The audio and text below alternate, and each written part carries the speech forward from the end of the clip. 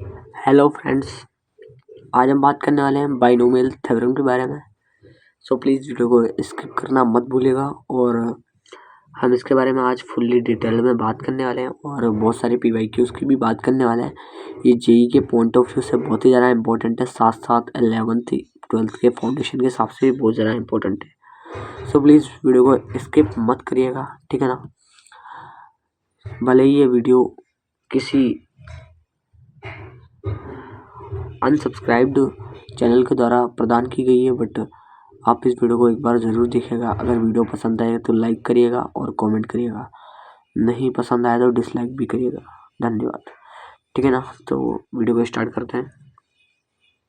मान लीजिए कि कोई बाइनोमियल एक्सपेंशन है, ठीक है।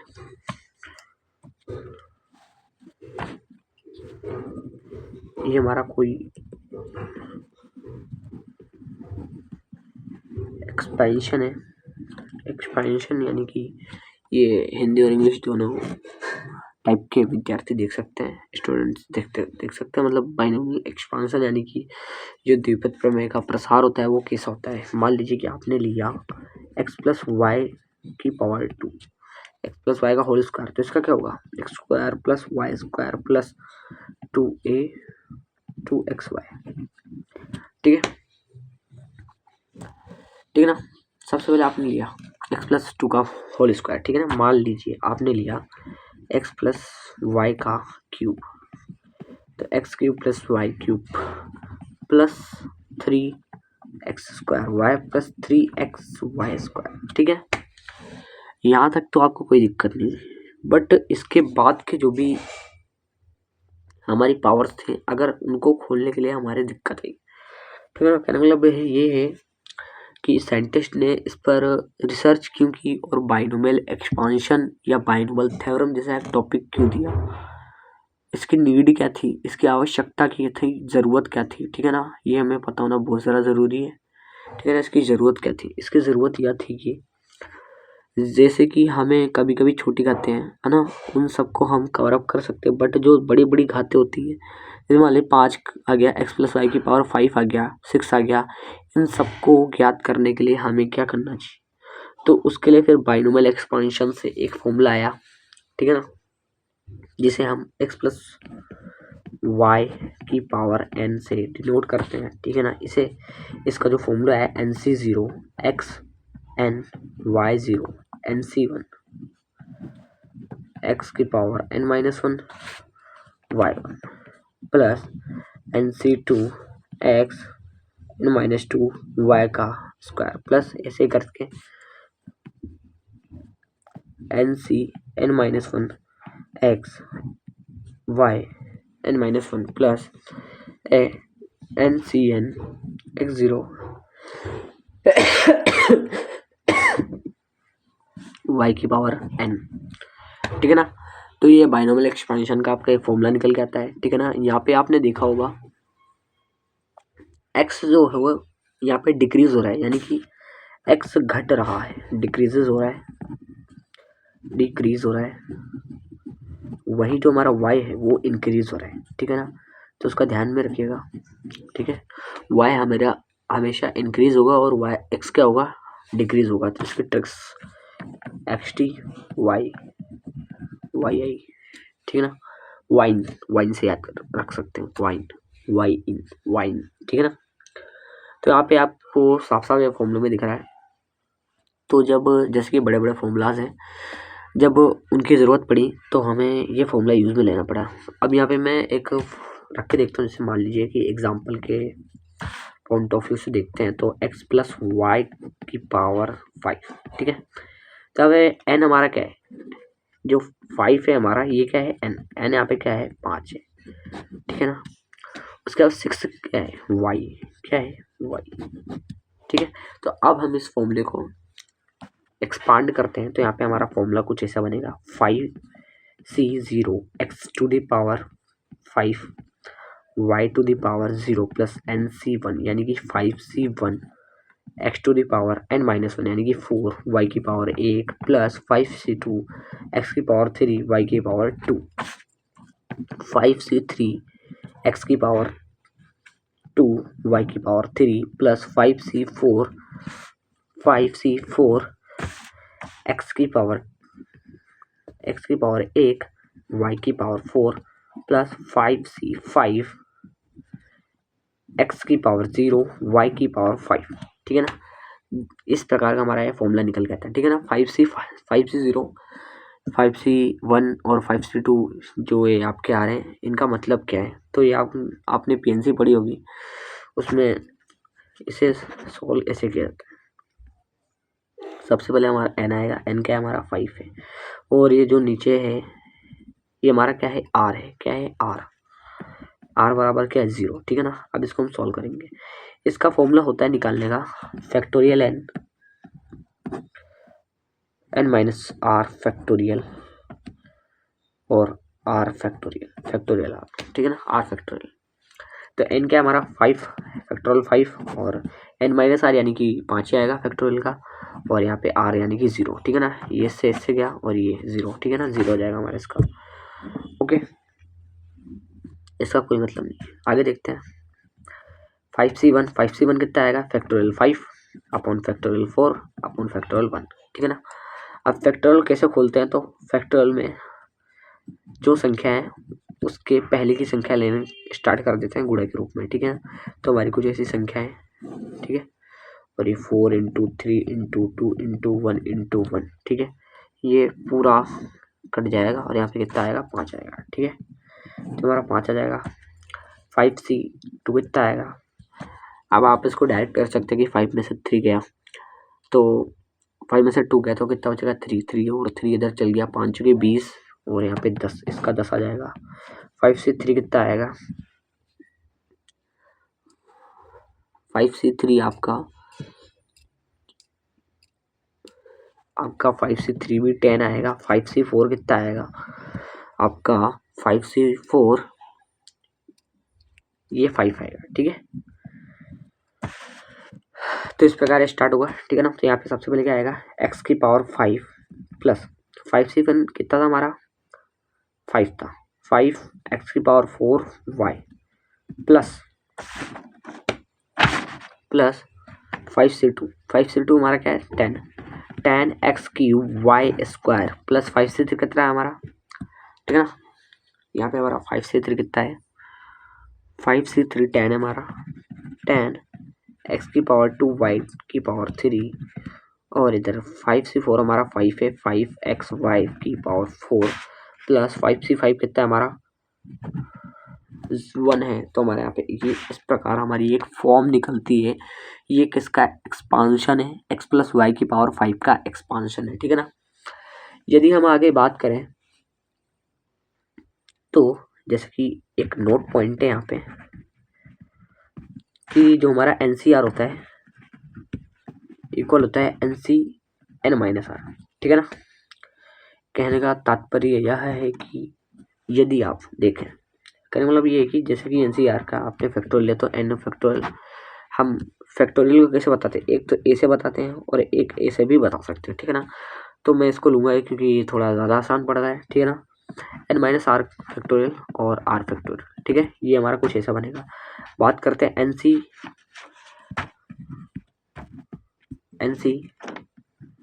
n minus r. ठीक है, फैक्टोरियल n क्या, फैक्टर n माइनस n का फैक्टोरियल, यहाँ पे n माइनस आर का फैक्टोरियल। ठीक है, आगे देखते हैं। यहाँ से ये माइनस अंदर इंटू होगा तो ये और ये कट जाएगा, ये प्लस हो जाएगा r। ठीक है ना, उसके बाद ये r n और n कट जाएगा और ये प्लस का बचेगा। ठीक है ना, तो यहाँ पे भी इसकी वैल्यू क्या आएगी आप देख सकते हैं, फैक्टोरियल n फैक्टोरियल r और फैक्टोरियल n माइनस आर। ठीक है ना, तो इसीलिए ये दोनों क्या है, एक दूसरे के इक्वल होते हैं। ठीक है ना, ये दोनों एक दूसरे के इक्वल होते हैं। ठीक है ना, आगे देखते हैं। आगे कि जैसे कि नंबर ऑफ टर्म्स जो होते हैं ना इसमें एक्सपांशन में, जैसे x प्लस वाई में इज n+1। ठीक है ना, कहने मतलब क्या है,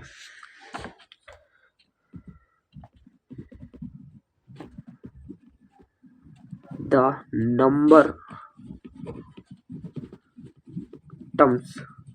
number of terms in the expansion of x plus y to the power n, इसकी वैल्यू कितनी होती है n+1। यानी कि मान लीजिए आप एग्जांपल लेते हैं कि यदि x प्लस वाई की पावर 5 है तो हमारे जिसमें नंबर्स आने वाली है, टर्म्स जो हमारी नंबर ऑफ टर्म्स आएगी यहाँ पे 6 आएगी। हमारी नंबर ऑफ टर्म्स कितनी आएगी यहाँ पे हमारी 6 आएगी। भले आप इसको सॉल्व करके देख सकते हैं, ठीक है ना। नंबर ऑफ टर्म्स n+1 यानी कि 5+1 इज इक्वल टू 6, ठीक है ना। नंबर ऑफ टर्म्स हमारी कितनी आ जाएगी 6 आ जाएगी। नेक्स्ट पॉइंट है कि the sum of powers of x and e y in each term is n, ठीक है ना। कहने का तात्पर्य कि नेक्स्ट पॉइंट हमारा the sum of powers of x and y in each term is n। कहने का मतलब जैसे कि आपने पीछे लिखा ना कि आपने कुछ पावर्स निकाली थी, आप यहाँ पे देख सकते हैं कि आपने यहाँ पे एक्सपांड किया इसको, तो यहाँ पे आप देख सकते हैं x की पावर 5 है, इसकी 0, इसको प्लस करेंगे कितना आएगा 5 आएगा। यानी कि n के इक्वल आ रहा है, ठीक है ना। इसको करेंगे 5 आएगा, n के इक्वल आ रहा है, ठीक है। इन दोनों को करेंगे जब भी 5 आएगा, n के इक्वल आ रहा है, इन दोनों को करेंगे जब भी 5 आएगा, ठीक है ना। ऐसे आप जितने भी टर्म्स आपकी आई है उसमें x और y की जो पावर्स होती है उनको अगर आप ऐड करेंगे या सम करेंगे, उनको जोड़ेंगे तो ठीक है ना, जो उनका जो योग आएगा या सम आएगा वो किसके इक्वली होगा n की इक्वल। यानी कि जैसे कि आपने किसी x प्लस वाई की पावर n का एक्सपांड किया है ना, यदि आपने किसी भी उसका एक्सपांड किया x प्लस वाई की पावर n, तो यहाँ पे जो x और y की जो पावर्स होती है उनका जो सम होता है वो कितना होता है n होता है, ठीक है ना। ये भी बहुत ही ज़्यादा इम्पोर्टेंट है, ठीक है। आगे देखते हैं। नेक्स्ट पॉइंट है हमारा पावर्स ऑफ फर्स्ट वेरिएबल, यानी कि x मैंने पहले बताया था x डिक्रीजेस होता है यानी कि घटता है, ठीक है ना। x की पावर्स घटती जाती है और y क्या होता है इंक्रीजेस यानी कि बढ़ता है। y भी एक वेरिएबल है और ये भी एक वेरिएबल है, x भी एक वेरिएबल है, ठीक है ना। आगे देखते हैं।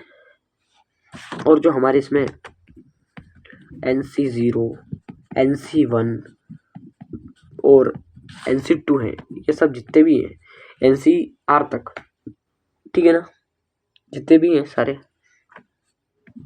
NCR तक, यानी क्या बोलते हैं बाइनोमियल कोफिशिएंट। क्या बोलते हैं बाइनोमियल कोफिशिएंट, बाइनोमियल कोफिशिएंट्स, ठीक है ना। तो NC0 हो गया, NC1 हो गया, ये जितने भी है ना इन सबको क्या बोलते हैं बाइनोमियल कोफिशिएंट्स, ठीक है ना। नेक्स्ट देखते हैं। तो इसकी जो कॉम्पैक्ट फॉर्म होती है वो क्या होती है compact form of x plus y की पावर n, ठीक है ना। कहने का मतलब क्या है compact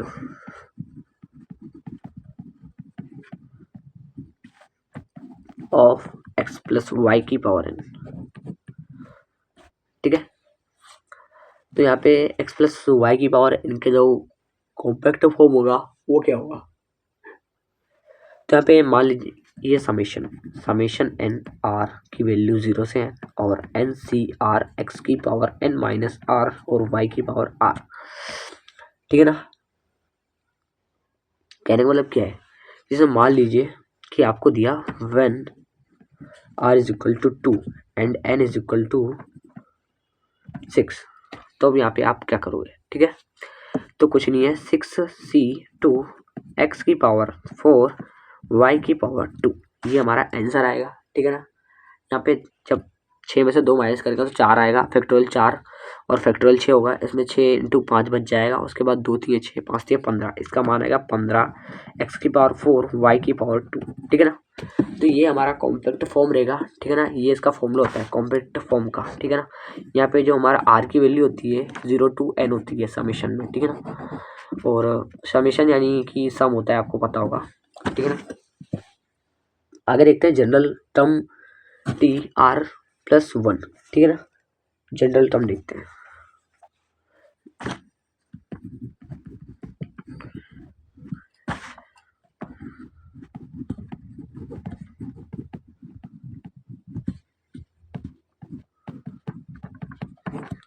general term T R plus one, ठीक है ना। तो एन सी आर एक्स की पावर एन माइनस आर और वाई की पावर आर, ठीक है ना, ये होती है हमारी जनरल टर्म। कहने का मतलब क्या है, एन सी आर एक्स की power N minus r y की पावर आर, ये हमारी क्या होती है, जनरल टर्म होती है, ठीक है ना। यदि हम यहाँ पे कोई वैल्यू लें, ये क्या है हमारा टी आर प्लस वन होता है, इसको हम टी आर प्लस वन से डिनोट करते हैं, ठीक है। यदि यहाँ पे हम टी आर ले तो यहाँ पे क्या होगा, N C R minus one X की power N minus are minus one, ठीक है, और वाई की पावर आर माइनस वन, ठीक है। और यदि आर माइनस वन होता है तो n C R minus two s to the power N minus are minus two और वाई की पावर आर माइनस टू, ठीक है। ये हमारी फॉर्म रहती है t r minus one. T r में आपको इसलिए बता रहा हूँ क्योंकि क्वेश्चन में बहुत ज़्यादा मतलब आस्किंग होती है, इस क्वेश्चन की डिमांड होती है। जैसे बाइनोमियल कोएफिशिएंट दे दिए जाते हैं और आपसे कुछ भी पूछ लेते हैं, ठीक है ना, पद और without x independent forms terms, बिना मतलब एक्स के बिना जो भी टर्म्स होती है वो पूछ लेते हैं। और बाइनोमियल का एक्सपांशन क्या होगा विदाउट एक्स की पावर्स, ठीक है ना। इस टाइप से बाइनोमियल कोएफिशिएंट मतलब ये इसकी रेटियो देके आपसे कुछ भी पूछा जा सकता है, ठीक है। इसलिए मैं आपको तीनों चीज़ें बता रहा हूँ, टी आर और टी आर प्लस वन और टी आर माइनस वन, ठीक है ना। आगे देखते हैं, ये बहुत ही शानदार चैप्टर है और इससे जेई में भी 2 से 3 क्वेश्चन पूछे जाते हैं, ठीक है ना, तो इसे मिस मत करिएगा, ठीक है। जैसे कि अब आप मान लीजिए कि one plus x to the power n का एक्सपांशन कितना होगा, n r 0 to n summation n C r x to the power r, ठीक है। यही बात करें हम x minus y to the power n, ठीक है ना, तो इसका जो हमारा समेशन, इसका हमारा फॉर्मूला क्या बनेगा, r is equal to 0 to n summation n C r x to the power N minus r and minus one to the power r y to the power r, ठीक है। यहाँ पे मैंने कुछ भी नहीं किया है, बहुत ही आसान है। यहाँ पे वन था इसलिए वन की पावर कुछ भी लेंगे तो वन ही होगा, इसलिए मैंने यहाँ पे वन को ऐड नहीं किया है, ठीक है ना। बट आप देख सकते हैं यहाँ पे कि मैं माइनस वाई की पावर आर की जगह माइनस वन को अलग से आर की पावर में दिखाया गया है, और क्योंकि आर कुछ भी हो सकता है इसलिए मैंने उसको अलग से दिखा दिया है और वाई की पावर आर हो गया है, ठीक है ना। तो यहाँ पे एक्स माइनस वाई का एक्सपांशन ये रहा, और यदि आगे का एक और एक्सपांशन होता है जैसे कि वन माइनस एक्स की पावर, एक और एक्सपांशन होता है कि one minus x to the power n, इसका क्या होगा, r is equal to 0 to n and n C R minus one to the power n r और एक्स की पावर आर, ठीक है। ये हमारा इसका, ठीक है। बात करें तो जो हमारा बाइनोमियल कोएफिशिएंट होते हैं उनका जो ऑफ द टर्म्स इक्विडिस्टेंट, ठीक है ना, मतलब ये आपको मैं पॉइंट बता दूं, binomial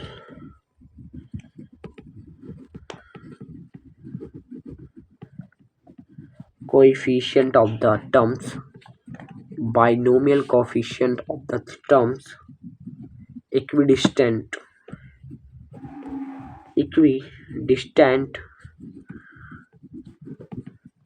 from the beginning and end, from the beginning and are समान and are equal। कहने का मतलब ये है कि x प्लस वाई की पावर 5 का आपने एक्सपांड किया था, तो उसमें मैं बताता हूँ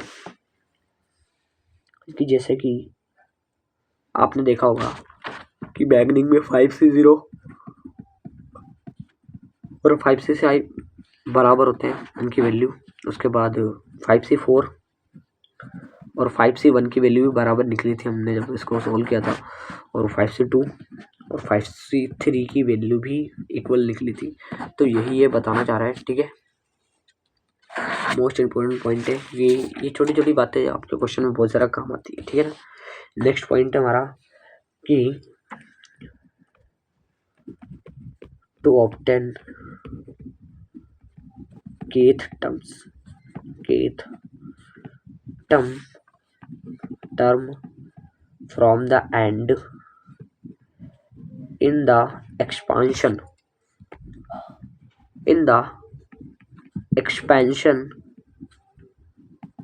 of x plus y की पावर n देयर 2 ways, ठीक है।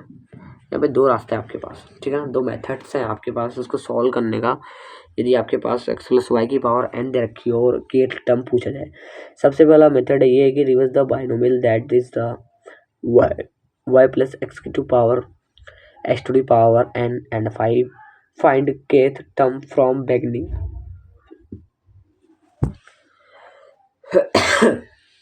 फर्स्ट मेथड फर्स्ट है हमारा reverse the binomial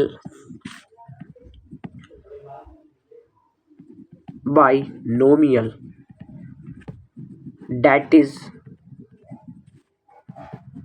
y plus x to the power n, and now find kth term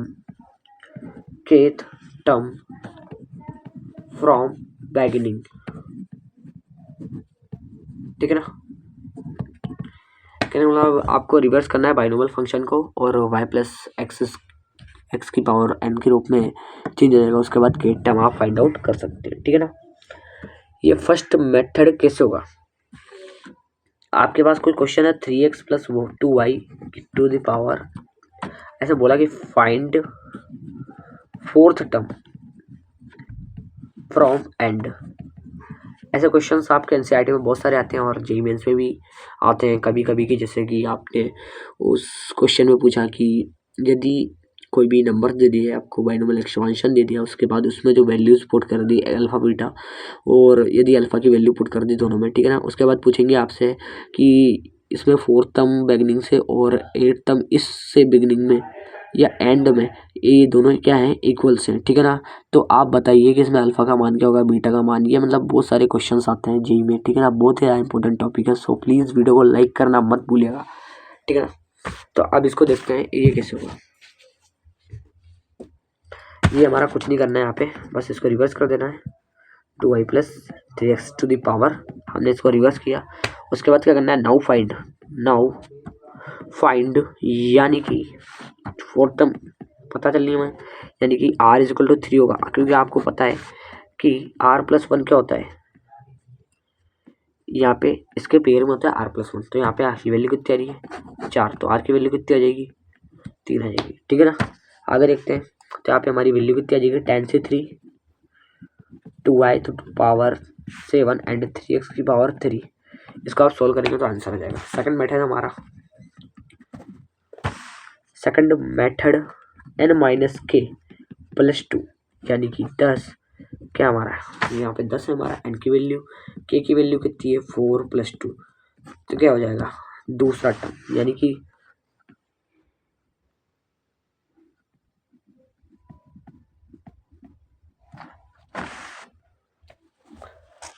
इस हिसाब से क्या होगा हमारा, 4 तो 6, 6 में 10 में 4 गए, 6 गए, कितने बचेंगे 6 टर्म। कौन सी टर्म आएगी यहाँ पे, 6। तो यहाँ पे आप 6 टर्म निकाल सकते हैं, ठीक है ना।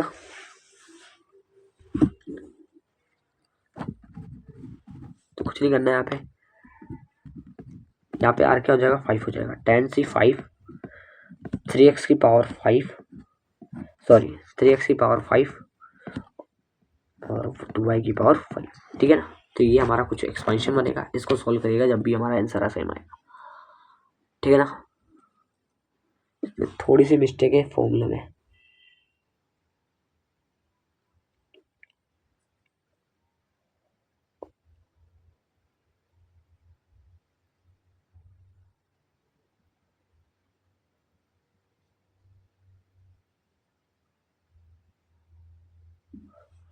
सॉरी, मैं थोड़ा माफ़ी चाहूँगा कि ये फॉर्म सॉरी यहाँ पे हमारे कुछ जोड़ में थोड़ी दिक्कत आ गई थी। जब मैंने इसको दोनों को ऐड कर लिया था, 10 2 12, 12 में 4 गए तो 8 तब आएंगे। उसके बाद आपका ये सेम टू सेम यही आंसर आएगा, सेम आंसर, ठीक है ना। एज वेल एज दोनों सेम आंसर है क्योंकि मेथड दोनों ही सही है और दोनों ही सॉलिड मेथड है। तो सो प्लीज़ उन दोनों को ट्राई करिएगा, ठीक है ना। आगे देखते हैं, नेक्स्ट पॉइंट देखते हैं कि यदि if n is over maximum value of NCR is equal to NC2, ठीक है। सॉरी फॉर इनकन्वीनियंस, ये क्लास इसका अगला पार्ट हम बाद में पढ़ेंगे, ठीक है ना। नेक्स्ट वीडियो में देखते हैं इससे आगे, ठीक है ना। तब तक के लिए बाय बाय, टाटा। और वीडियो पसंद आया हो तो लाइक करिएगा और कमेंट करिएगा, ठीक है ना। तब तक के लिए टाटा, बाय बाय।